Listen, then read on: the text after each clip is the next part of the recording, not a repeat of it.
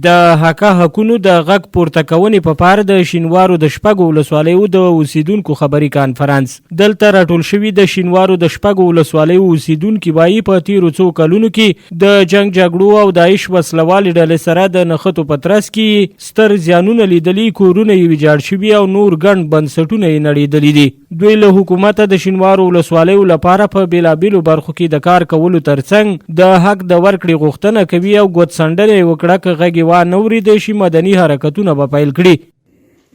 په دغه دومرې اوږده جګړه او معرکه کې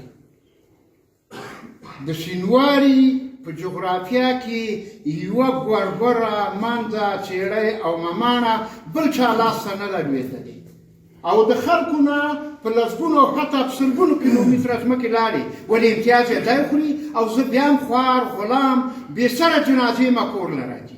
یوازینۍ د شین ولسوالۍ 2200 تلفات نظام لپاره ورکړي دي. دا نظام باید متقابل احترام ولري، باید حق ولا ورکړه. موږ دشتې خوشې پرتې دي ولې موږ د نیر حق نه لرو، موږ اوبه خوشې روانې دي، موږ د یو بند حق نه لرو. دوی همدارس حکومت شینوارو سره په دوګوني چلن تورن کړ او د یو پریکړه لیک په صادرولو سره یې له حکومت څخه د شینوارو لپاره د یو ولایت ترڅنګ ځینې نورې غوښتنې هم وکړي.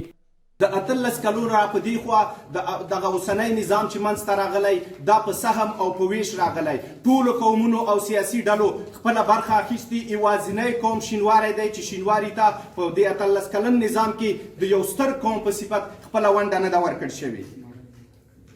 دریم، د دولت داعش او طالب جګړې ځپلی قوم شینواری دی، خو د دغه جګړې د ځپل کېدو نه وروسته د شینواري یو درد ته دوام نه ده پیدا شوی.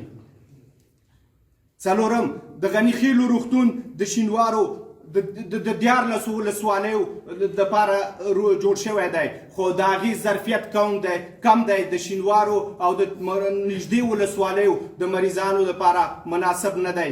د دې باید بسترونه زیات شي، چوپړتیاوې زیاتې شي.